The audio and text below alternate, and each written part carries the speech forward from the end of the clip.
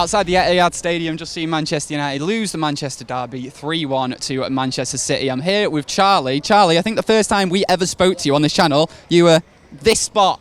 Precisely this spot. So if Chris gets you from the exact same angle, we can see how much you've grown from when we last spoke to you, from when we first spoke to you, should I say. Right, let's get into it. Yeah, it was just, I don't know, it's just the second half we came out, and if we didn't concede that goal, I feel like we could have gone on and done something with that game. It was just, I don't know, it was just a bit poor. It's like they just outplayed us. The thing I noticed the most is the fact that they play in triangles, they play in threes. If one person has the ball, they have options, they have 3 options. Or 2 options at least. And with us, it almost seems that we play in ones. It seems that the full-backs and the wingers play together, the central midfielders play together, the centre-halves play together, and then the striker's just there trying to get hold of whatever he can. And it's just difficult. I also think one thing that they do a hell of a lot better than us is they know that the players that are going to play what position, and because they have that sixth sense, they also know where they're going to be. It's like some passes they were able to play without even having to lift their head up, and also they just played into an area where they knew the player was going to run onto. It was just a difference in class. I think it was a difference in just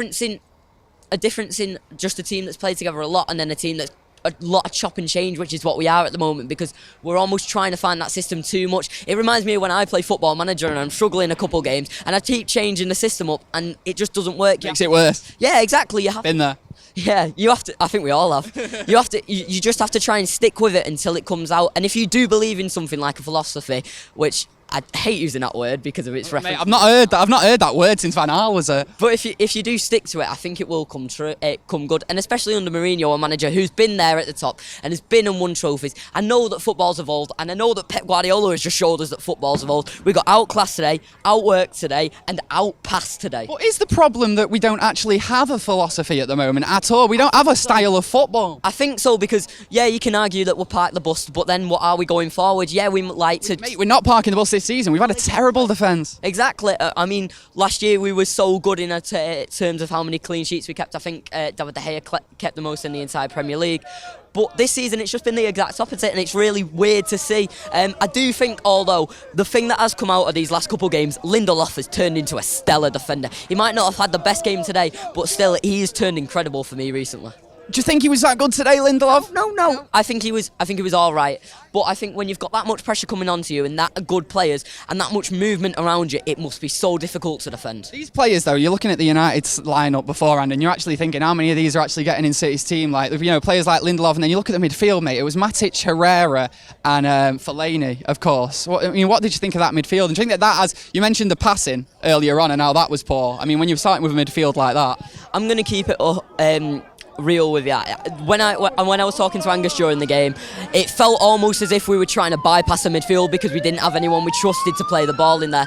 Now, Herrera, normally I'd trust with the ball at his feet. Today, when he first came out, looked incredibly poor. And I love Ander, and I love him in big games because he always does a job, but today he was very, very bad to start off with. He grew into the game more. I wish that we'd have gone with Mata. I don't understand why he didn't start Mata, especially after his contribution in the Juve game. Unfortunate that Pogba wasn't there today. Completely. If I feel like if Pogba was there today, it would have given us a new dimension. We'd have had someone who can go forward with the ball. Pathetic. And also someone else who can pass the ball through a channel. The one time we got in behind that City defence was when Anthony Martial played a ball in between a fullback and a centre-half. Romelu Lukaku ran onto it. We never did that ball again. Never once. Martial never made that run, which aggravated me so much. Rashford never made that run when he went onto the right. Lingard never made that run. And Ron never made that run again. It was just... It's like we had one thing that worked and we just never tried it again. I didn't get it. Where does that leave us, and where does that leave Jose now for the rest of the season? I mean, we've obviously titles not happening. Is it just fight for the top 4 now? Yeah.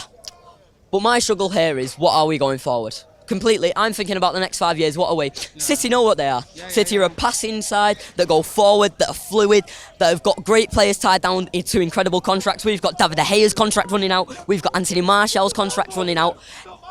Ed Woodward needs to do something and get these contracts sorted. But also, we need to know where we are going forward. Are we sticking with Mourinho? Are we going to give him another couple of years? Are we going to try and bring someone else in? We have to know soon, because right now, I don't understand how we'll ever get up to City's level right now. It genuinely baffles me. I always come away from these games thinking the exact same problems but I never have any answers for him. And if we as a fan base can never find answers for him, and Jose Mourinho can't, who really can? Like you said earlier on, mate, a lack of philosophy and general direction and how we're going to play on the pitch and off it, our transfer dealings. It seems like we don't have a plan for anything at the moment. I know, it's difficult. It's like when we had the strikers, when we had Rashford up front, it offers more mobility. When Romelu Lukaku comes up front, yes, he's still mobile, and he was a lot better than he was most games today. I was quite happy with him. He didn't get any chances to try and score, but still the runs he made and the times he tried to challenge in the air was decent. It wasn't amazing, but I was glad to see him back. I was, because I feel like if we do have a Romelu Lukaku on full form, it changes the dynamic of this side. We can play the balls into him, and also we can have him running off. And recently he hasn't looked like that, but I hope that this is the resurgence that he really needs. Charlie makes my job so easy. I don't even have to ask any questions. He answers them before I ask them.